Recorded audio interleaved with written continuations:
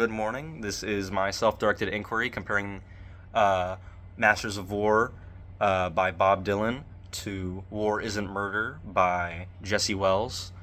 Um, and I'm comparing these songs to to see how songwriting on similar global issues has changed throughout the years. This is a relevant comparison because both Wells and Dylan are folk singers, and both of these songs are protest songs. Before I get into the specifics of each song, I should clarify a few things. Jesse Wells is often compared to the likes of Bob Dylan and Woody Guthrie, but for the modern era, so to speak, if his Instagram comment sections are anything to believe. But Dylan's songs are both longer and more atmospheric, while Wells' songs are typically shorter and are a lot more minimalist. I mean it's typically just him and an acoustic guitar with maybe some backtracks of just more a guitar. He typically doesn't have a whole band with him, and except for his more recent stuff, like I said, a lot more minimalist. It's just him singing and the music going along with it. While Dylan typically has a big distinction between his vocals and the music playing in the background, where the music is in the background, it's not the center stage, unless his lyrics unless the song breaks and you can hear more of the music. Maybe some riffs will change, maybe it increases the impact of what he's saying by juxtaposing his lyrics with, his vocals and lyrics with the music itself. While Wells is a little more sing-song-y, where the manner of which he speaks is a lot more in tandem with his guitar. So I would also like to say, actually, you know what? Before I say that, let's get into it. So, Masters of War by Bob Dylan is really distinct because he is not necessarily talking to the listener directly, but he uses you as the main pronoun and refers to you as the Masters of War, meaning that he's not speaking to you, the listener, he's speaking to the Master of War, the people who build the big guns, build the death planes, build the bombs, hide behind walls, hide behind desks, and wear masks. When he says that, he creates this sense of impact and directness that he is. Maybe directness is the wrong word, but he creates the sense that he knows who he is talking about, and he's goading the listener to put those pieces together. Meanwhile, War Isn't Murder by Jesse Wells,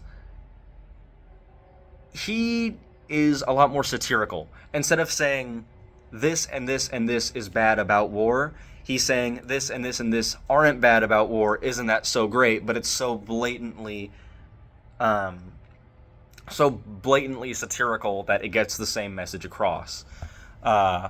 Where instead of Dylan saying, I should probably pick up an actual quote. Come, you masters of war, you that never done nothing, like Judas of old, you fasten all the triggers. Stanzas. Wells says, war isn't murder, good men don't die, children don't starve, and all women survive. This is obviously untrue, so when he is saying these positive things about war, the audience knows them to not be true, and that he's speaking on the concept of war rather than the master of war. However, later in the song, when he gets a little more direct as the song goes on, he mentions Netanyahu specifically, which is interesting because instead of saying you or a master of war, he does not pretend that there's a mask at all, and he displays how blatantly obvious it is to him that an individual is evil or a master of war simply by saying their name, and the listener is supposed to understand that. He says specifically, oh yes, war isn't murder, there's money at stake. Girl, even Kushner agrees it's good real estate. War isn't murder, ask Netanyahu. He's got a song for that and a bomb for you. He says you, but now then he's speaking to the listener. He's saying that Netanyahu, Kushner, Putin, he doesn't mention Putin, but you can kind of guess his political leanings and who he would say are the masters of war by who he mentioned.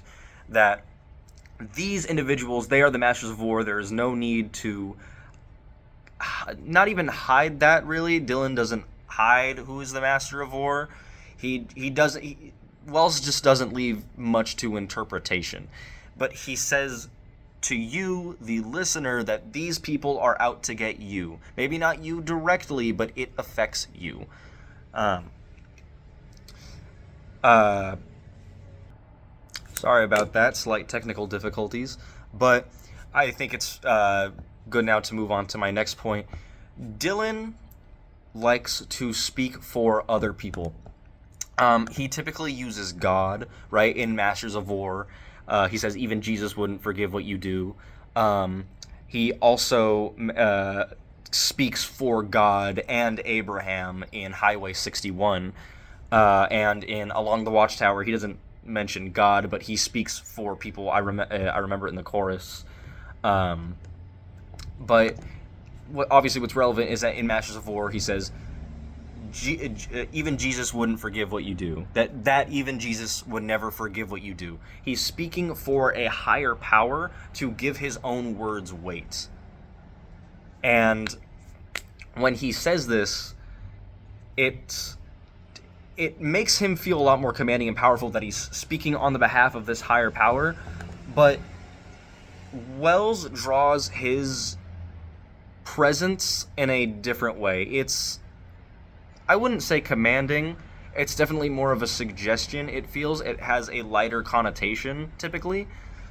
Like, for example, war isn't murder, they don't ship out the poor. The bullets they fire aren't part of the cure. War isn't murder, land is a right. The bank's called dibs, it's something you can't fight, right? There's an obvious flow to that, and so it sounds a lot more light, as well as the fact that his satire is oftentimes funny.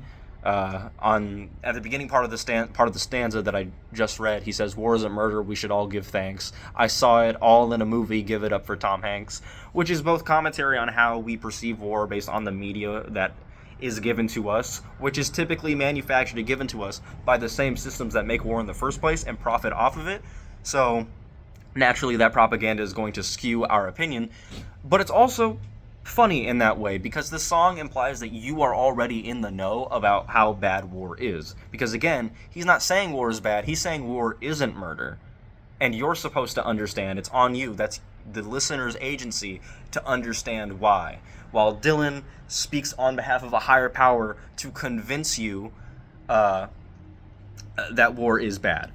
That's his ethos. He's calling upon God, typically, to convey his opinion. Meanwhile, Wells is obviously a lot more direct. He talks to you specifically, and he tells you the opposite of what he thinks in Masters of War. My next point is that Dylan likes to, even though kind of the opposite of what I said earlier, not that what I said was wrong, but in a smaller way, where I said that Wells was more direct. Or no, sorry, not about that. I apologize. When I said that Wells didn't leave, apologies there. I was mistaken. Also technical difficulties. Whoops. Nothing contrasted, actually. I got Wells and Dylan mixed up for a second. If you recall, I said that Wells doesn't leave things up for interpretation. This is very correct in the sense that Wells typically uses like when he mentioned Kushner and Netanyahu, he is mentioning specific instances. He's drawing on a lot of kairos there. He utilizes events that the viewer should be aware of for them to know what he is talking about. Meanwhile, Dylan, although he writes songs that are pertinent especially to the time that he's writing them, like Masters of War being about Vietnam, the draft, and how these Masters of War manufacture a reason to have a war, to send people out to die to make money. That is blatantly what Masters of War is about, but without that historical context, this song could be about really any war or any government corruption that involves combat, that involves the people dying for a belief upon capital. And this means that Wells's music cannot really be... Nothing can truly be separated from its time, but it makes Wells's music a lot... Let me rephrase that. Dylan is timeless, while Wells is timely. And what Wells is saying, for the most part, is applicable to every war. He says it specifically in War Isn't Murder about the Palestine-Gaza conflict, as well as general government corruption of our time and the current administration in his other songs. But we're sticking to War Isn't Murder and Masters of War. I would also like to mention that Dylan uses a lot more simile, metaphor, allegory, even repetition, way more than Jesse Wells does. Jesse Wells doesn't typically use repetition a lot. Typically in his more recent songs, where he's a lot more atmospheric and even channeling a bit more Dylan-esque songwriting, that's mainly when he uses repetition. But in War Isn't Murder, the biggest use of repetition is... Oh, looking at the wrong song, I apologize. The biggest use of repetition is obviously War Isn't Murder. General sentence structure, like, the dead don't feel honor, they don't feel that brave, they don't feel avenged, they're lucky if they got graves. He says, let's talk about dead people a few times, and then he repeats that, dead don't feel honored, they don't feel brave, yada yada. You get the idea. Dylan, again, making things up to interpretation a little less direct. He utilizes a lot more simile, metaphor, repetition, allegory. Like when he says, like Judas of old, you lie and deceive. A world war can be won. You want me to believe. I see through your eyes. I see through your brain. Like I see through the water that runs down my drain. That's a lot of simile. That's biblical allusion. And he obviously can't literally see through someone else's eyes, but that's a metaphor for reading between the lines within government policy and government actions. Meanwhile, Jesse Wells typically utilizes, again, satirizing these events by using diction and tone mostly. Like, for example, when he says, let's talk about dead people, I mean a dead people, that kind of almost urban, that very folksy, very country, like, almost like Hard Rain's gonna fall, like, to Dylan. When Wells says that, he's not really giving dead men, or our veterans the kind of vocal respect they deserve, and it's meant to sound like he's undermining their deaths, which is intentional. He's satirizing how we just keep killing people and keep killing people. It doesn't matter who they were or who they are, all that matters is that they're dead. Just before that, he said, War Isn't Murder, they're called casualties, there ain't a veteran with a good night's sleep. He basically predicts what he says in the next stanza, let's talk about dead people, when he says they're called casualties, because casualties and dead people are terms used to hide the idea that there is a dead man, there is a dead person who left a family behind, splayed before you on the news every day. And that satirization comes from his irreverent tone, from obviously the diction. They're called casualties and dead people. Um, and so, to answer, to answer the question, how has songwriting about certain global issues changed, at least in perspective, in the folk genre, the popular folk genre? Um, how has that changed over the years? It has become a lot more direct. It has become a lot more satirical. Um, as to why this is, I would probably go along the road of political polarization. I feel that since most people are very sure already of what they believe in, right? People are less and less willing to sway back and forth, or maybe be a little more left on this and a little more right on that. And they're a lot more sure and absolute about the beliefs and policies they believe in and vote for. Um, I think Wells relies on that, makes his songs off of that idea that you know what I'm talking about because you're absolutely sure of what you think, and I'm almost saying the same thing. And the more cynical part of me wants to say that he's pandering. The more cynical part of me wants to say that he's a little less artsy about it. But you can't deny that what he's saying is right, that it holds weight, that we glorify war to the point where it isn't murder, to where they're not dead men or dead bodies, they're casualties, right? It's the he's commentating on the salinization? No, not salinization. Sanitization. The sanitization of genuine, real topics. And he's getting at that in a very direct way that is hitting directly to the point. But because of that, he's not very convincing to someone who might hear him mention Netanyahu and think, wait, I like Netanyahu. I like what he's doing. Everything you just said that I agreed with, because most people, generally speaking, would agree that war is bad and war could be considered murder.